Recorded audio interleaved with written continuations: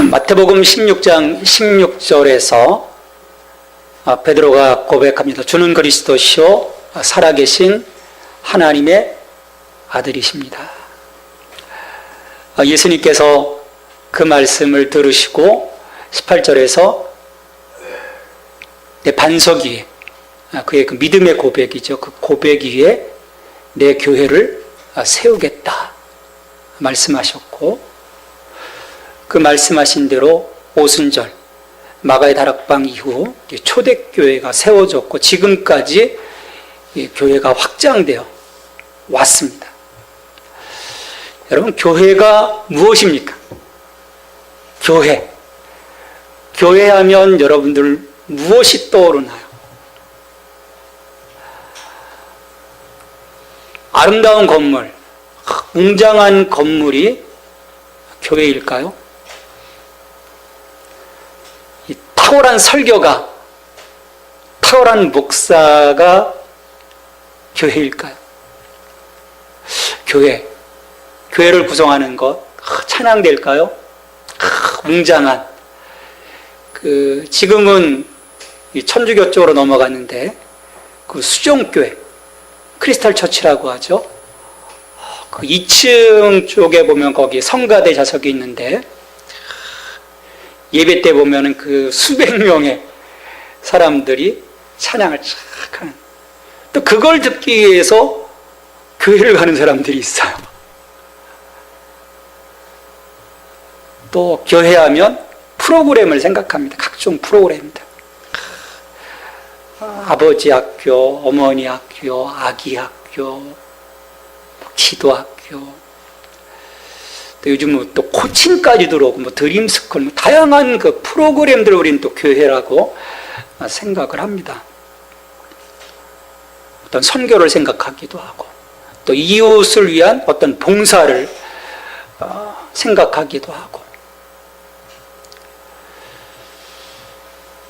정말 그 예수님께서 내 반석 위에 교회를 세우겠다라고 말씀하셨을 때 우리 주님이 꿈꾸셨던 교회는 과연 어떤 교회였을까? 무엇이 중심이 되는 것이 교회였을까? 저는 좀 생각을 해봅니다. 훌륭하고 장엄한 교회가 교회라면, 그러면 교회 같지 않은 교회가 너무 많은 거예요, 이 땅에. 우리 교회도 마찬가지고요.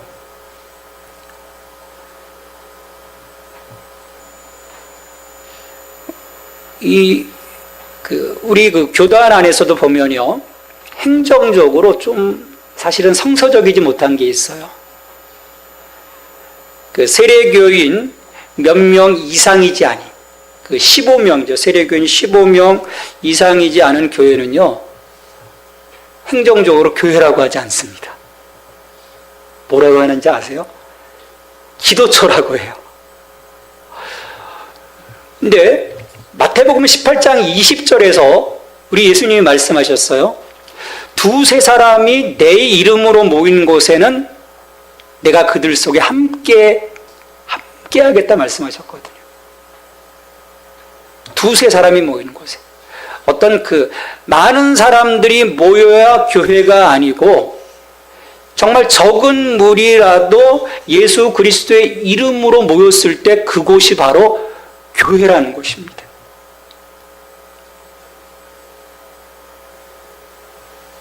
우리 처음 교회는 실은 건물이 없었거든요. 다 가정교회였습니다. 다 가정에서 예배를 드렸고요. 가정에서 성찬 예식을 나누었어요. 어떻게 보면 교회가 교회됨을 잃어버리기 시작한 것이요, 장엄한 건물이 세워지면서 교회됨을 잃어버리지 않았나, 역사적으로 보면. 왜냐하면 이 사람들의 마음이요, 안주하기 시작하면 그 안에서 바벨탑을 쌓아가는 그 성향을 우리가 갖고 있기 때문이에요. 구약시대의 성막을 가지고 이동해 갈 때는요, 그런 욕심들이 사실은 없었거든요. 그냥 우리 하나님이 옮겨가시면 또 바리바리 싸가지고 또 가서 또 거기서 성막 세우고 거기서 또 주님을 찬양하고 주님을 예배하고, 근데 솔로몬의 성전이 세워지고 그 성전에 어떤 그 관리가 들어가지 않습니까? 또 그게 무너져서 또 스룹바벨 성전이 세워졌을 때 사람들이 그 옛날 그 솔로몬의 영화를 생각하면서 막 또 슬피.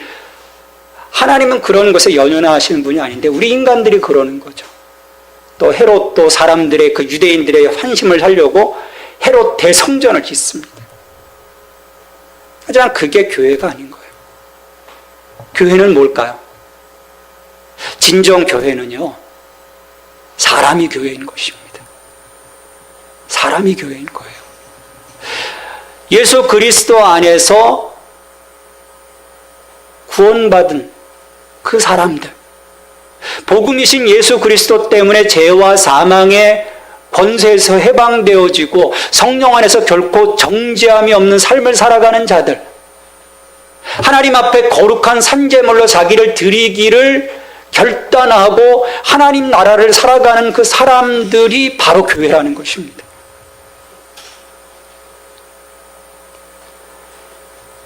교회는 사람입니다.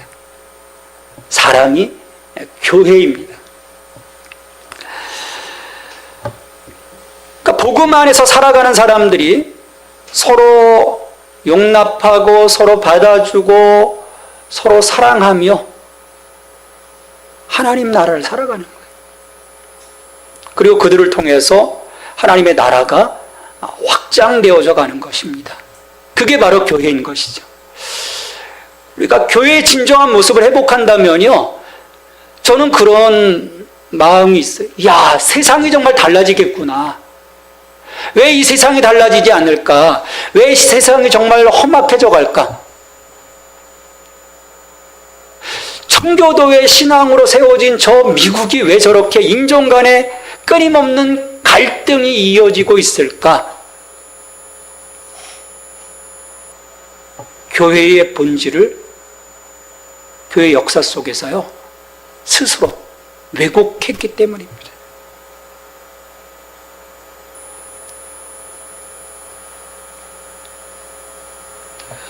오늘 로마서 이 16장을 보면요, 이 복음의 결실, 이 복음의 완성인 교회로서의 진정한 모습이 무엇인지를 좀 볼 수 있는 단초를 제공하고 있어요.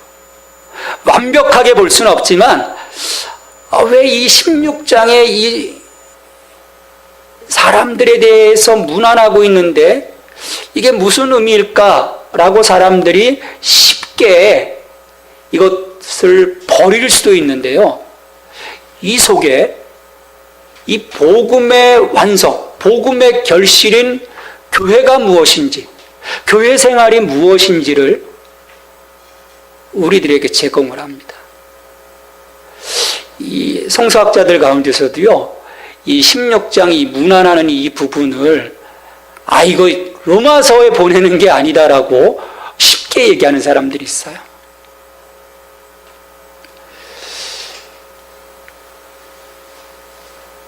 근데 콘스탄티노플의 대주교였던 크리소스톰은요, 이 사람들의 이 단순한 이름들 속에서도 정말 그 보물과 같은 의미들이 있다라고 얘기를 했어요.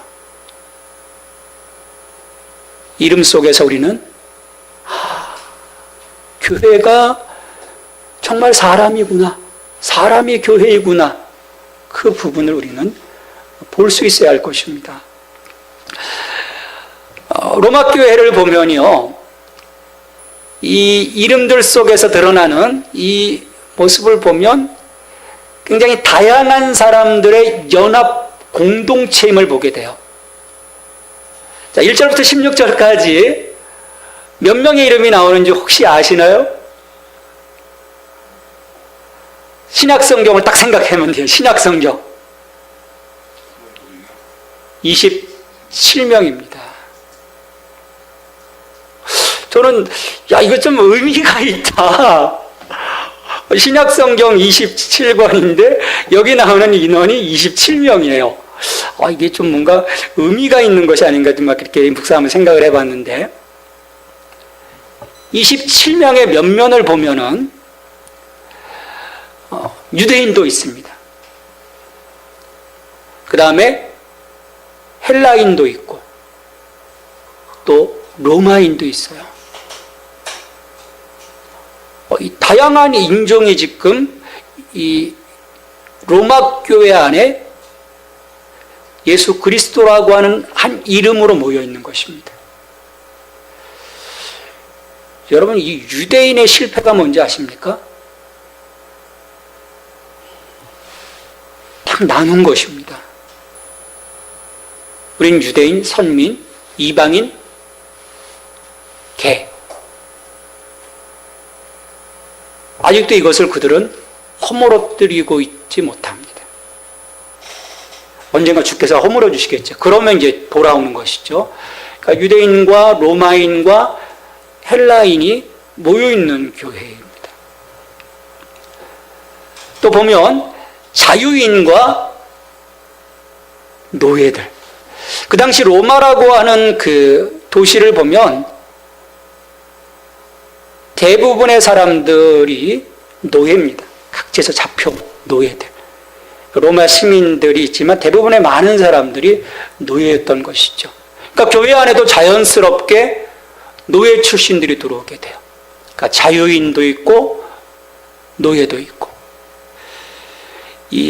여기서 보면 암블리아, 우르바노, 험에, 빌롤로고, 율리아 이런 사람들을 보면 그 당시 어떤 그 비문들 속에 보면 노예로 추정되는 그런 사람들인 거예요. 또 이런 그 노예들 반면에 또 자유인도 있지만 자유인에서도 보면 그냥 일반 평민도 있고 유력가도 있고, 그 헤롯의 손자가 되는 사람들의 어떤 권속들, 또 나기수라고 하는 글라우디오 황제의 어떤 그 조력했던 그런 그 정치가로서의 어떤 그 가문들 속에 속한 그런 사람들도 있었고, 귀족들이겠죠. 또 재산가도 있었고. 어떻게 보면 그 위에 어떤 삶을 살아가는 사람들과 하층민의 어떤 그 삶을 살아가는 다양한 사람들이 모여 있는 곳이 바로 로마 교회였습니다. 또 그 당시는 이 남성과 여성의 차별이 또 굉장히 심했던 때에 이 남성과 여성의 다양한 어떤 혼합 속에서 어떻게 보면 또 여성의 지도력이 인정되어지는 그러한 그 로마 교회였어요. 대표적으로 보면 브리스가와 아굴라라고 하는 부부가 나옵니다. 여러분, 누가 남편일까요? 브리스가와 아굴라. 브리스가가 남편일까? 아니에요. 브리스가가 아내입니다. 보통 이제 브리스길라라고도 하는데, 근데 바울에게 어떤 그 교회의 지도력, 그 남편인 아굴라보다는 브리스가가 인정을 받는 그러한 그 교회 공동체에서, 베베도 마찬가지입니다. 여성이었어요. 여성으로서 그 갱그리아 교회를 섬기는 집사 역할을 감당했던 사람이기도 합니다. 자, 이처럼 이 로마 교회를 보면은 인종, 계층, 성별의 이 다양성과 더불어서 그 차이점을 초월하는 깊은 연합이 교회 안에 있었던 거예요. 그런데 그 많은 교회들을 보면요, 어떤 그 동질감을 가지고 모이기를 좋아합니다. 어떤 그 이질적인 사람들이 모여서 하나의 공동체를 이루는 것을 쉬워하지 않습니다. 좀 힘겨워하고는 해요. 그래서 우리 이 땅에도 보면은 어떤 그 지역색을 띤 교회들이 참 많습니다. 어떤 그 호남의 교회, 또 경상도의 교회, 어떤 그 지역색을 띠기도 하고요. 또 어떤 그 교수들 중심으로 모여지는 교회도 있고, 또 디자이너를 중심으로 모여지는 교회가 있고, 또 연예인들을 중심으로, 사실 모이면 재밌죠. 같은 주제들을 가지고 같은 어떤 삶의 자리에서 공유하는 것들이 많기 때문에 그런 어떤 그 동질의 모임들을 사람들이 편애합니다. 근데 교회의 본질은요, 이질성입니다. 이질성이야말로 교회의 본질인 거예요. 동질성은 불완전한 교회입니다. 여러분 왜 그런지 아십니까? 예수님 그리스도께서 이 모든 벽을 허물어 버리신 유일무이한 공동체가 바로 교회이기 때문이에요. 하나님과 화목케 하시고 유대인과 이방인을 예수 그리스도께서 화목케 하셨기 때문에.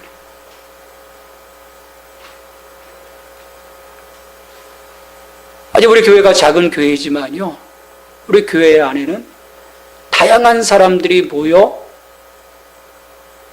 그 다양함 속에서, 그 다양한 삶을 통해서, 어떤 그 스펙트럼의 그 다양함을 통해서 하나님께 영광 돌리는 교회로 세우고자 가야 합니다. 누군가 오더라도 힘들지 않는 공동체.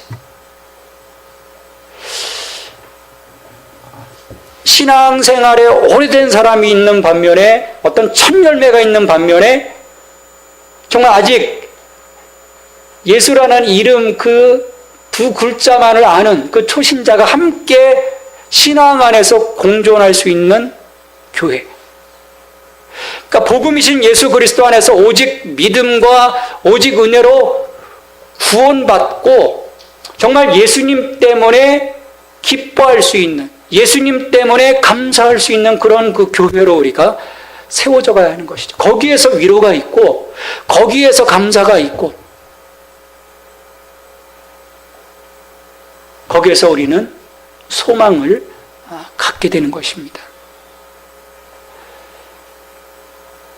우리가 그런 교회를 세워가야 하는 것이죠. 이 오래된 교회일수록요, 새로운 교인들이 오면요, 정착하지 못하는 일들이 의외로 많습니다. 왜냐하면요, 지금까지 어떤 친근함을 갖고 있었는데 새로운 사람이 들어오면서 그 관계들이 깨어지는 것이 불편한 거예요.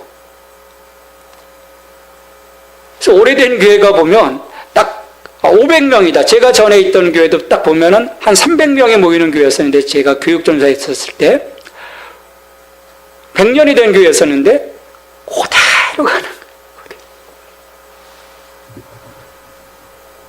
우리 교회 역사에서도 보면요, 이런 이제 처음에 세워졌을 때 그 양반 교회들이 세워졌거든요. 양반 교회 가운데에서 이제 선교사들이 장로를 세웠는데 갑파치, 거의 이 하인 같은 사람이 장로가 되니까 어떻게 됩니까? 이게 뭐냐? 그 양반들이 또 나가서 또 다른 교회를 세우고요. 또 거기서도 또 이렇게 또 성이 안 차니까 또 나가서 세우고, 그런 역사들이 있어요. 분열의 역사들. 수용할 수 없다라는 거예요. 그게 진정 교회일까? 교회가 아닌 것이죠. 연합한, 다양한 어떤 그 연합의 어떤 그 의미들이 있는 그 교회. 그 교회가 진정 그리스도의 몸된 교회라고 우리가 할 수 있는 것입니다. 우리가 그 교회를 꿈꿔야 돼요. 그런 그 다양한 사람들이 이곳에 모였을 때 우리 하나님 얼마나 기뻐하시겠습니까? 또 이 이름 속에서 우리가 또 하나의 의미를 보면요, 그리스도의 이 몸된 교회는 누군가가 어떤 나서는 어떤 대표성을 가지고 나서서 봉사하기도 하지만, 대부분의 사람들은 이름 없이 정말 헌신하고 봉사함으로써 교회가 세워져 가고요, 교회가 하나가 됩니다. 오늘 여기에 나오는 27명의 이름은요, 그런 사람들을 대표하는 이름일 뿐인 거예요. 이 27명이 정말 교회의 기둥과 같은 일꾼이고 이 사람들 때문에 교회가 됐다는 것이 아니고 이 사람들은 대표를 하는 것입니다. 또 이 사람들 속에서도 보면 어때요? 누군가는 조금 어떤 그 상황들이 드러나기도 하지만 어떤 사람들은 그냥 주 안에서 수고한, 또 그냥 이름만 나오기도 하고, 또 어떤 사람들은 뭐 나기스의 권속, 이름조차도 없는 거예요. 무명인인 거예요.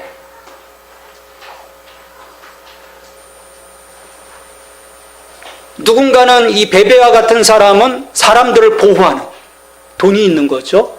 사람들을 후원하고, 바울을 후원하고, 또 브리스가와 아굴라 같은 경우는 자기 목숨까지도 목회자를 위해서 내어줄 수 있는 그런 역할을 했던 사람인 거예요. 또 어머니처럼 바울을 또 감싸줬던 사람도 있고, 정말 주 안에서 수고한 사람도 있고, 혹은 그냥 그 존재 자체로 교회 안에서 섬기는 사람들도 있는 것입니다.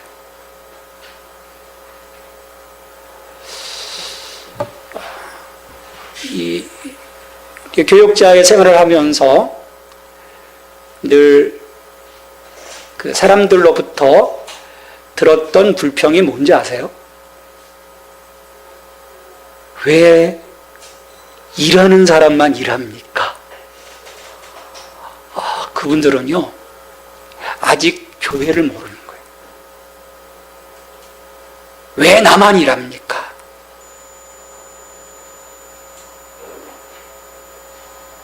누군가는 조금 더 열심히 하는 사람도 있고요. 누군가는 그 자리를 지키는 것만으로서도 큰 봉사인 사람이 있는 것입니다. 또 누구는요, 이름이 드러나지 않으면요, 막 난리를 피는 사람이 있어요. 뭔가 큰 봉사를 했고, 교회에 헌금을 했어요. 근데 그걸 이야기하지 않은 거예요. 상처를 받았어요. 교회를 떠납니다. 이런 교회에서는 내가 있을 수가 없다라는 거예요. 여러분, 그건 교회가 아닌 것입니다. 자기의 이름이 드러나기도 하지만 나기스의 권속들처럼 그냥 그 교회 안에서 함께 그리스도 안에서 자리하는 곳으로 교회를 섬기는 자들도 있는 거예요. 그리고 그런 자들이 오히려 뒤에서 오른손이 하는 일을 왼손이 모르는 것처럼 정말 조용히 섬길 수도 있는 것입니다. 앞에 나서서 정말 그 행동하는 사람도 있지만 뒤에서 기도하는 사람도 있는 것입니다. 뒤에서 소리 없이 후원하는 사람도 있는 것입니다. 그게 교회인 것이에요.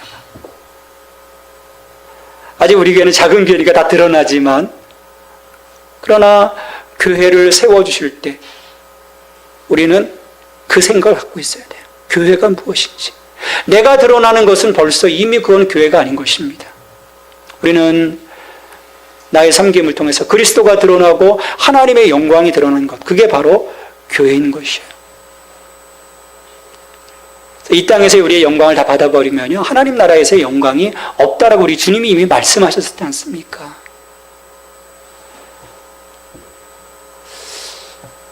이 교회가 무엇인가? 정말 우리가 온전하게 생각한다면 나의 존재 자체가 얼마나 교회 안에서 중요한 것인지를 보게 되는 거예요. 그러기에 성도들은요, 내가 찬사를 받지 않아도 일하고 섬기고 나누고 고난받고자 하는 그 예수 그리스도의 그 고난에 동참하고자 하는 그런 그 마음들을 가져야 하는 것이죠. 그런 성도들이 모인 곳이 바로 교회라는 것입니다. 자기의 이름을 드러내고, 이게 보면 그 뭔가를 꿈꾸고 교회에 오시는 분들이 있어요. 이 큰 교회들 가보면 뭔가 자기가 거기에서 교회를 통해서 자기가 뭔가 유익함을 얻고자 하는 사람들, 그 사람들은 교회를 모르는 것입니다.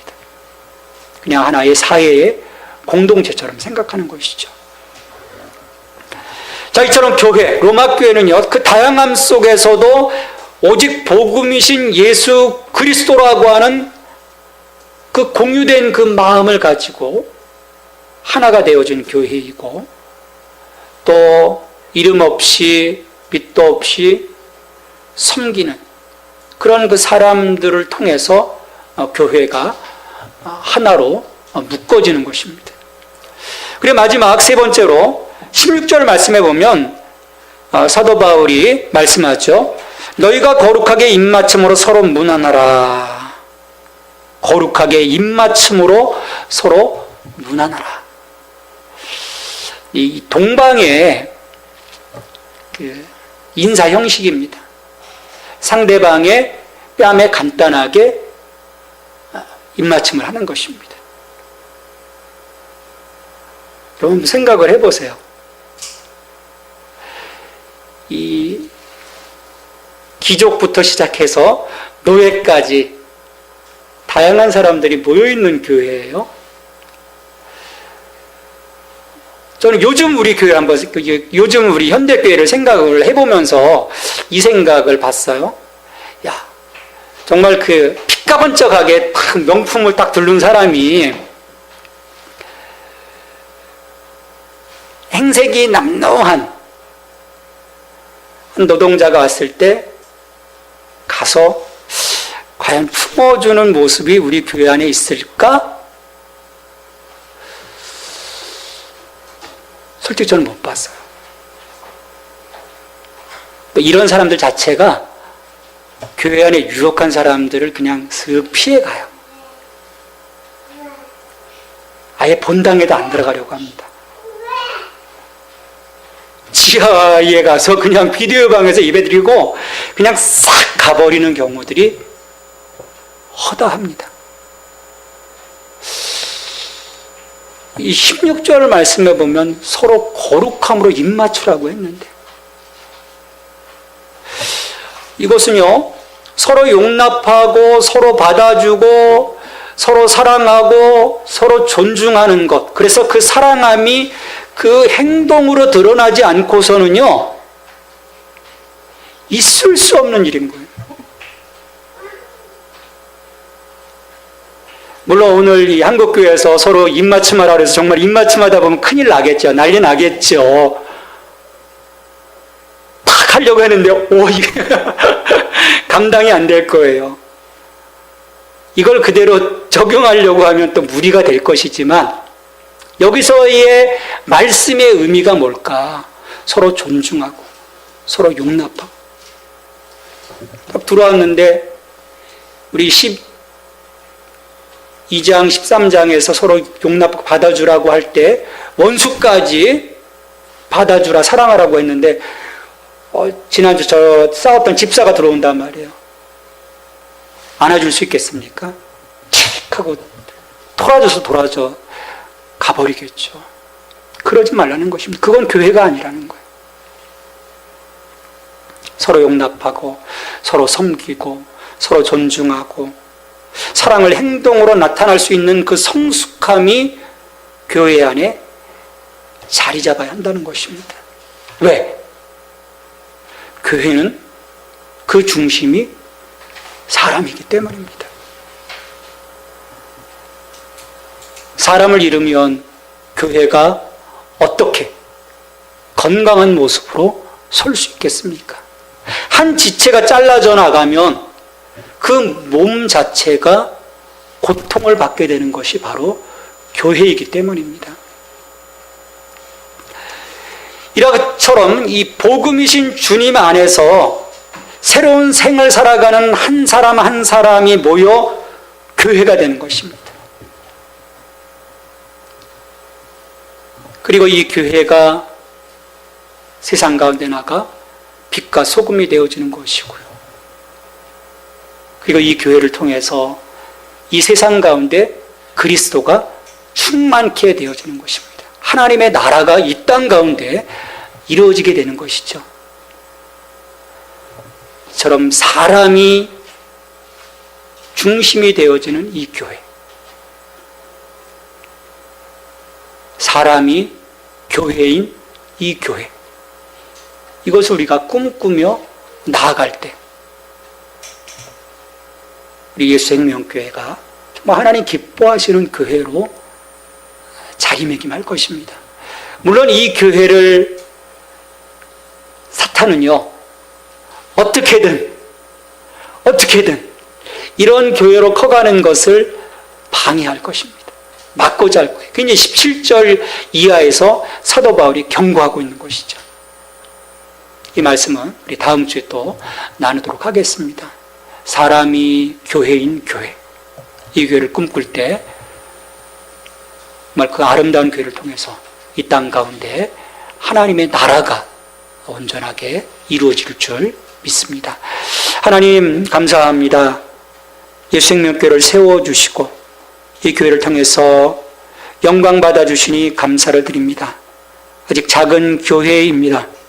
하지만 두세 사람이 내 이름으로 모인 곳에 나도 그들 중에 있겠다라고 말씀하신 주님의 말씀 속에서 위로함을 받고 소망을 갖고 참으로 주님의 그 몸된 교회로서 온전하게 저들이 서가고자 합니다. 주님 도와주시옵소서. 우리 안에 성도의 아름다운 교제가 있게 하시고 서로 용납하고 받아주고 세워줄 수 있게 하여 주시고 또 내 자신이 드러나지 않지만 정말 나의 그 자그마한 섬김을 통해서 교회가 건강하게 세워져 나갈 수 있도록 헌신할 수 있는 저희들이 될 수 있도록 도와주시옵소서. 이 모든 간구를 예수님의 이름으로 기도하옵나이다. 아멘.